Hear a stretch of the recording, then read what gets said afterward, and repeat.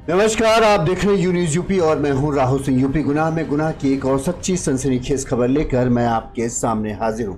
ये हमारी जो खबर है यह है यूपी के गाजियाबाद जिले की, जहां पर एक सनसनीखेज हत्याकांड का जब पुलिस ने खुलासा किया तो पुलिस के भी होश उड़ गए। दरअसल इस हत्याकांड के पीछे 7 तारीख को एक युवक को बड़ी ही बेदर्दी से कुछ लोगों ने मौत के घाट उतार दिया था। अब सुनिए किस तरह से इस युवक को हत्या की गई थी। बताया जाता है कि एक युवक जो है काम से जब लौट के वापस आ रहा था, इस दौरान हत्यारों ने इसे चौराहे के पास रोका, इससे जानबूझकर झगड़ा करने लगे। इस दौरान जब इसने विरोध करने की कोशिश की तो उनमें से एक हत्यारे ने तमंचा निकाला, इसका जबरदस्ती मुंह खुलवाया, मुंह के अंदर नाल डाली और धड़ाधड़ 2 गोलियां दागकर वहीं पर इस युवक की बेदर्दी से हत्या कर दी। इस गोलीकांड से पूरे मोहल्ले में चीख पुकार मच गई। तुरंत पुलिस तक मामला पहुंचता है, पुलिस पूरे मामले की जांच करती है, परिजनों तक पहुंचती है और इसके बाद जब पूरे मामले का पुलिस खुलासा करती है तो हैरान रह जाती है। दरअसल इस हत्याकांड के पीछे उस युवक की पत्नी होती है जो कि 6 महीने की गर्भवती है और उसने अपने प्रेमी के साथ मिलकर इस पूरे हत्याकांड को अंजाम दिलवाया। दरअसल वो चाहती थी कि प्रेमी का काम तमाम हो जाए, मतलब पति का काम तमाम हो जाए, जिसके बाद वो अपने प्रेमी के साथ खुशी खुशी रह सके। यहां पर आपको ये जानकर और हैरानी होगी कि जो महिला है ये इसका कोई पहला पति नहीं था। इससे पहले वो एक पति से शादी जिसके साथ हुई थी उसको उसने छोड़ा था। ये उसका दूसरा पति था जिसको उसने मौत की घाट उतरवा दिया और जो तीसरा इसका प्रेमी था अब वो हत्यारा बनकर जेल की सलाखों के पीछे अपनी जिंदगी गुजारेगा। तो ऐसी पत्नी अगर किसी को मिल जाए तो सोचिए उस घर को या जिस के आदमी के संपर्क में ये महिला आई है उसकी समझ लीजिए बर्बादी इसने तय करा दी। पहले पति को छोड़ा, वो तो खुशकिस्मत है कि उसको ऐसे ही छोड़ दिया। पहले उसको दुख हुआ कि हमारा सब कुछ खर्चा हुआ, ये ज्यादा दिन रही नहीं।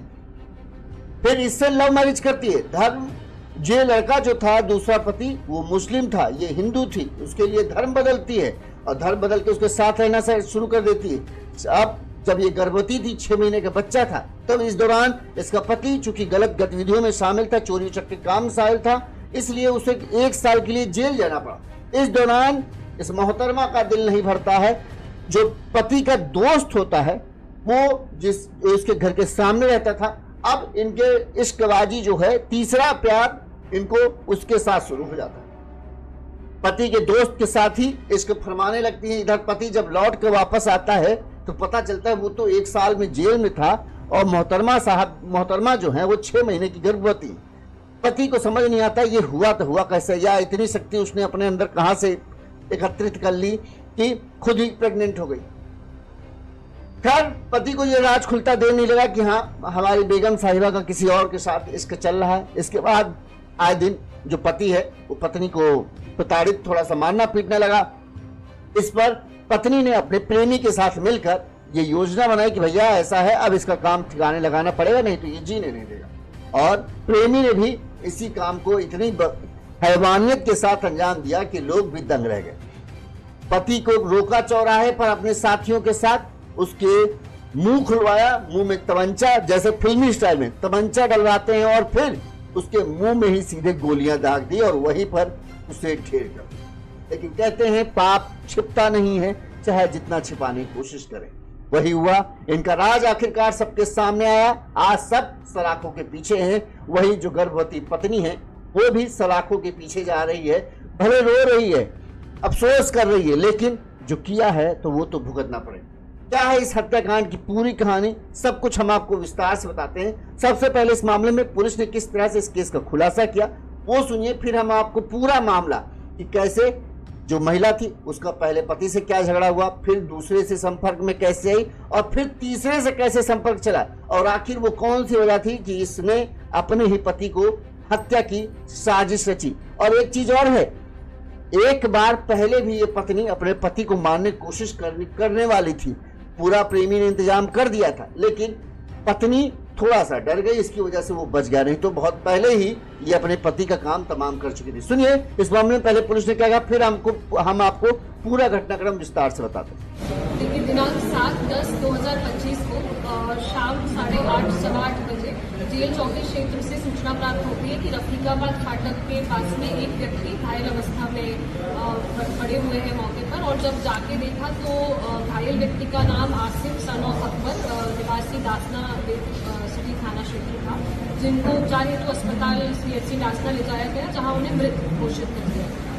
और पोस्टमार्टम रिपोर्ट में पता चला कि घायल व्यक्ति पर 2 बुलेट इंजरीज हैं, जो कि हेड पर है, और एंट्री एग्जिट वुंड्स।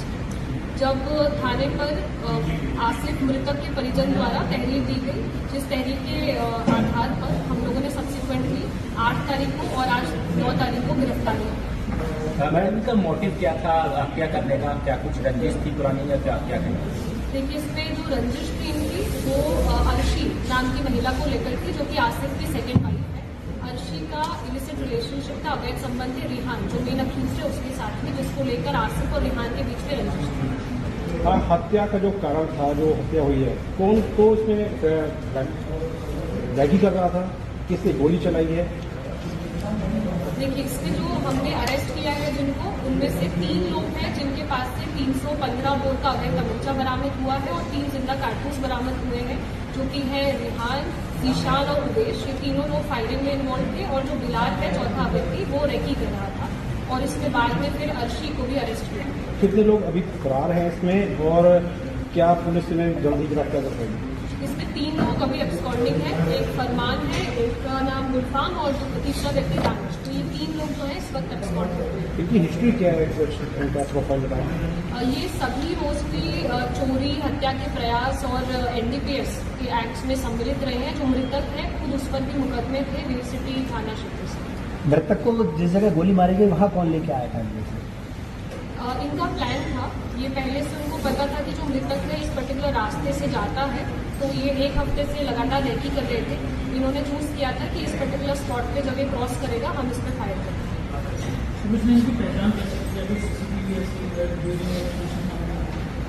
हम लोगों ने CCTV फुटेज और मुखबिर की सूचना, और जैसे कि परिवार द्वारा दी गई जानकारी के आधार पर भी कि प्रीवियस इंसिडेंसेस में भी ये लोग बातचीत कर चुके हैं कि आप अर्शी से दूर रहिए, और इस तरह की चीज़ों के आधार पर हमने इनकी पहचान की और फिर अरेस्ट किया।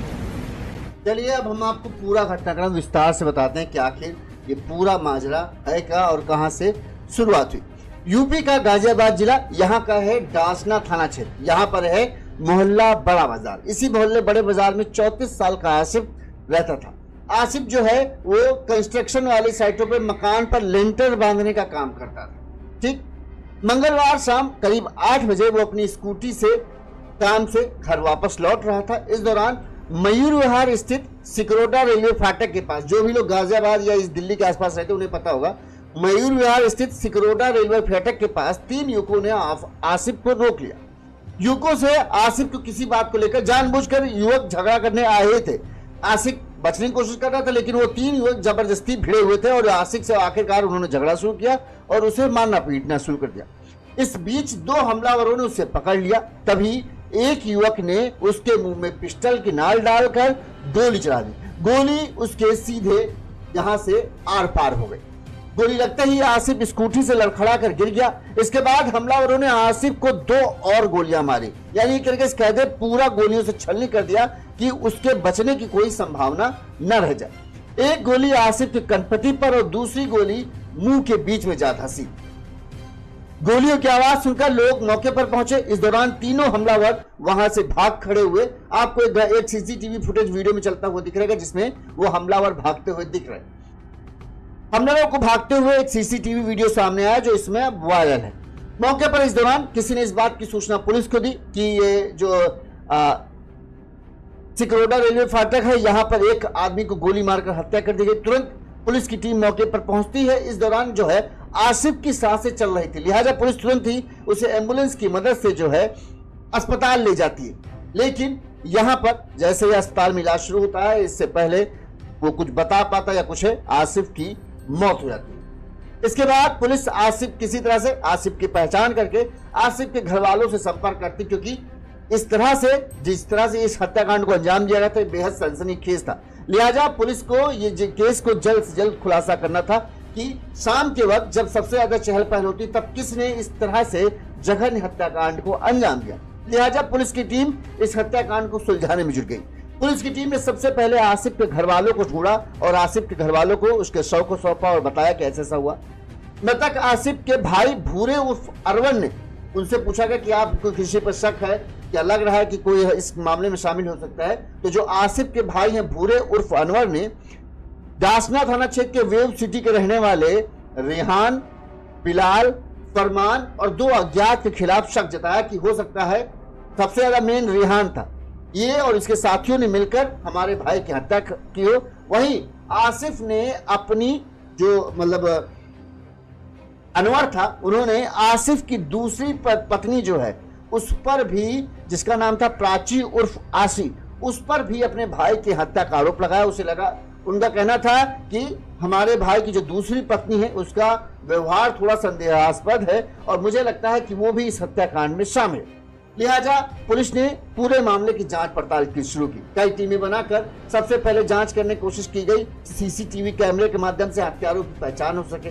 वहीं पुलिस ने सर्विलांस फोन पे लगाए। जो आसिफ की पत्नी थी प्राची उर्फ आशी, उसका फोन सर्विलांस पे लगाया तो उसका ये पता चला कि एक नंबर पर प्राची उर्फ आशी की लगातार पिछले कई महीनों से बातचीत चल रही। इसके आधार पर पुलिस ने जब उस नंबर की डिटेल निकाली तो पता चला वो नंबर तो रेहान का है।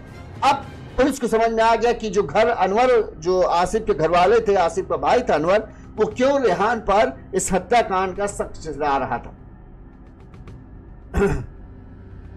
परिजनों ने पुलिस को बताया कि आसिफ की 2 पत्नी है, जो मर गया उसकी 2 पत्नी है।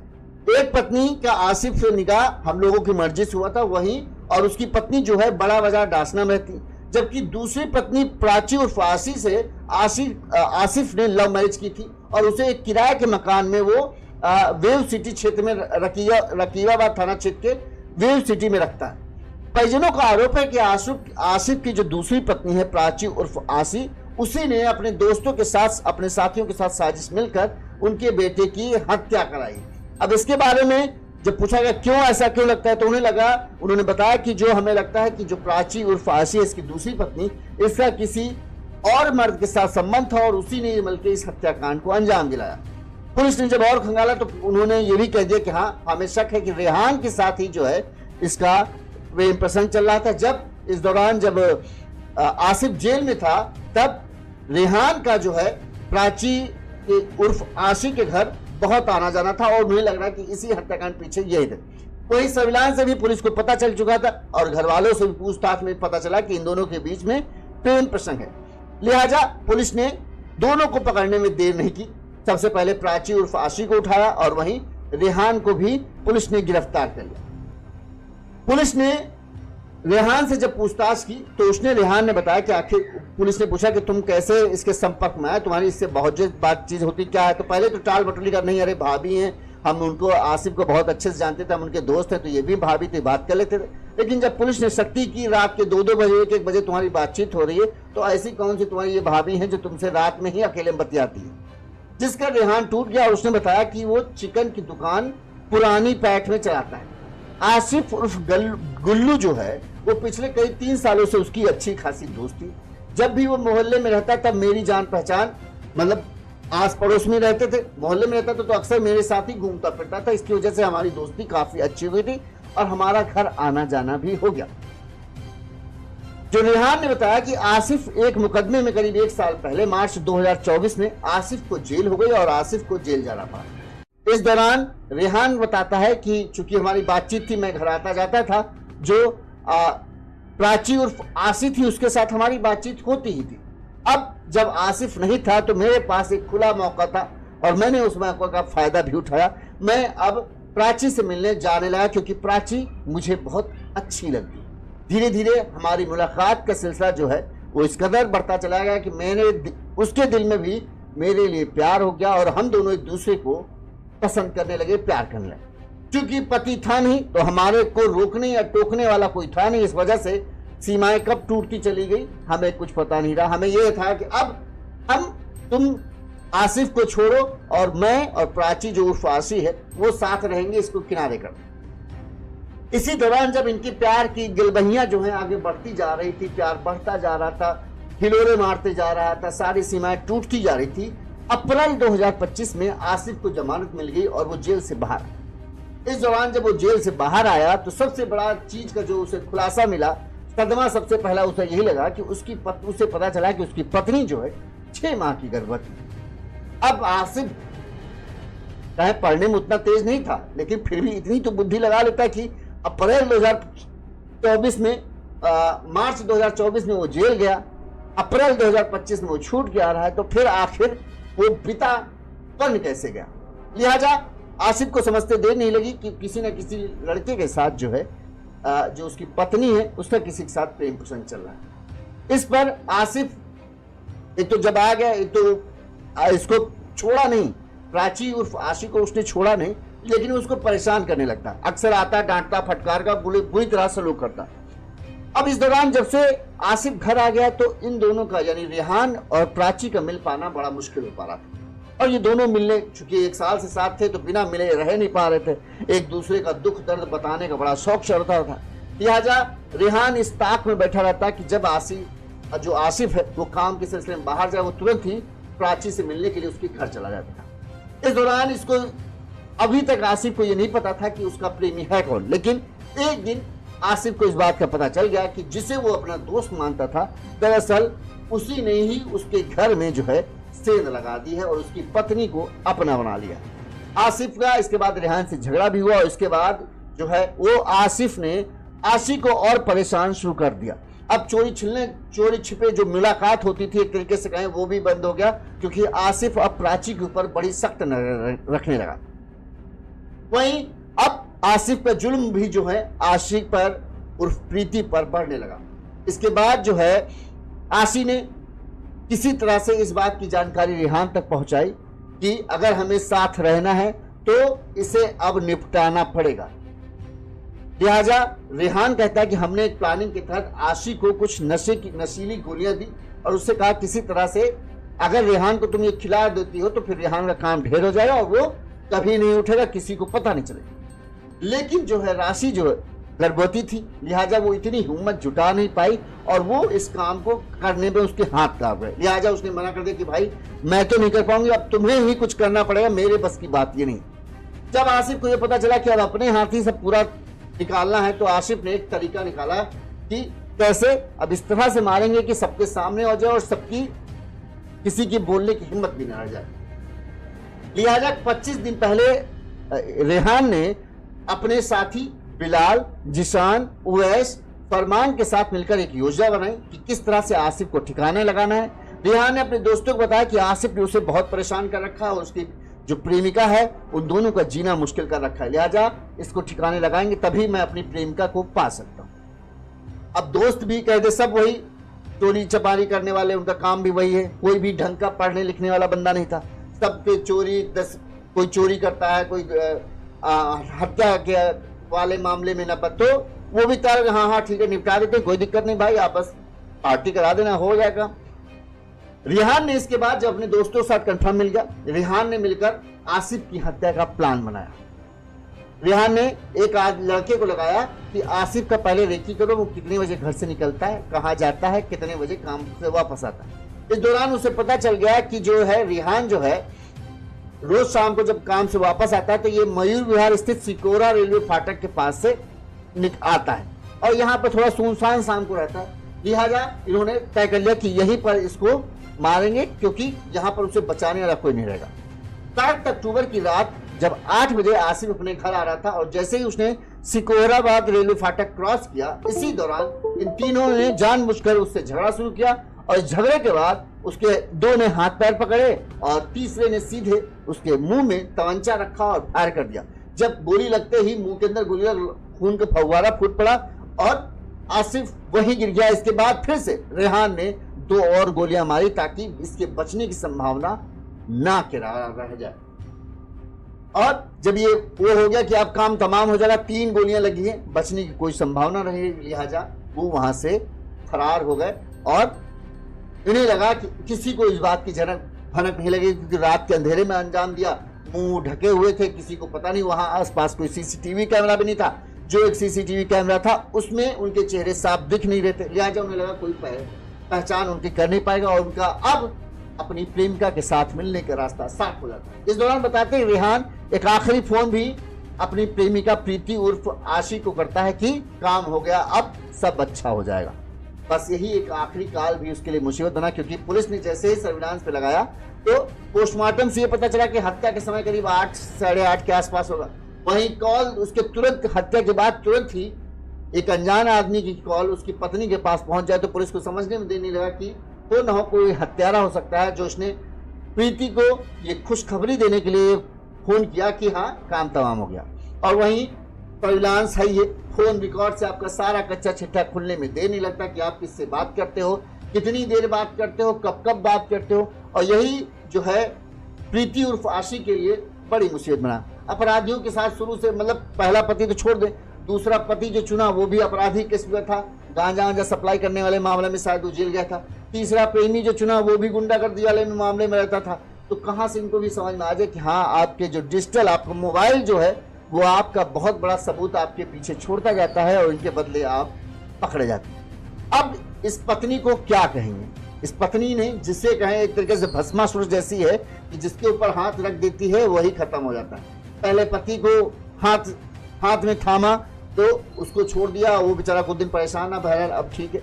दूसरे पति का तो काम ही ताम कमा कर दिया, जिसने उसको सहारा दिया, समझाया बुझाया, प्यार दिया, जिससे प्यार किया उसी को मौत की घाट उतार दिया। और तीसरा फिर एक बार प्यार किया और उस प्यार के बदले उसे क्या मिला? जेल की सलाखें, और ताउम्र अब जिंदगी उसकी जेल में ही कट रहेगी। यानी पहले पति को छोड़ दिया, दूसरे पति को निपटा दिया और तीसरे प्रेमी को सलाखों के पीछे पहुंचा दिया। एक पत्नी, तीन उसके आशिक, और सबका काम माफ करना एक झटके में तमाम। इसी तरह से गुनाह की तमाम खबरें हम आप तक पहुंचाते रहेंगे। देखते रहिए यू न्यूज़ यूपी। इस खबर पर आपकी क्या राय है हमें कमेंट करके जरूर बताइएगा। साथ ही अगर आप हमें सपोर्ट करना चाहें तो ये जैसे इन भाइयों लोगों ने सपोर्ट किया है आप भी हमें सपोर्ट कर सकते हैं। हमारा फोन पे का नंबर स्क्रीन पर है। दिवाली आने वाली है, अगर आपको थोड़ा सपोर्ट होगा तो हमारे साथियों की भी दिवाली बहुत अच्छी हो जाएगी। तो आप अपना सपोर्ट हमें दे सकते हैं। देखते रहिए यू न्यूज़ यूपी। इसी तरह से तमाम बड़ी अहम खबरें हम आप तक पहुंचाते रहेंगे। नमस्कार। साथ ही कुछ लोगों ने कमेंट किया, उनके कमेंट भी हम पढ़ लेते हैं साथ हैं। हाँ, नीलम रानी जी नमस्कार, आप कैसे हैं? आप बहुत धन्यवाद। और राम भजन मौर्य जी, सर जी हम तो आपकी न्यूज़ देखकर एकदम परेशान हो गए, आपकी ही नहीं देखकर पता चलता है दुनिया में क्या क्या हो रहा है। हाँ जी, राम भजन मौर्य जी सही कह रहे हैं, दुनिया बहुत खराब हो चुकी है। इस कलयुग में क्या क्या होगा सर जी, लग रहा है किसी पर कोई भाई यही है। अगर आपको अच्छा साथी, आपको अच्छे औलाद आपको मिल जाते हैं जो आपको प्यार से बात कर लें तो समझ लीजिए कि आपका जीवन धन्य हो गया, वरना आजकल तो भरोसे लायक कोई नहीं रह गया। गुड न्यूज़, ये कलयुग में क्या हो रहा है। सुनील कुमार जी बहुत बहुत धन्यवाद आपका। हम इसी तरह से कोशिश हमारी यही है कि हम अच्छी खबरें आप तक पहुंचाते रहें। आपको क्या लगता है अब इस पत्नी के बारे में, आप क्या कहेंगे? तीन पहला पति छोड़ा, दूसरे को ठिकाने लगाया।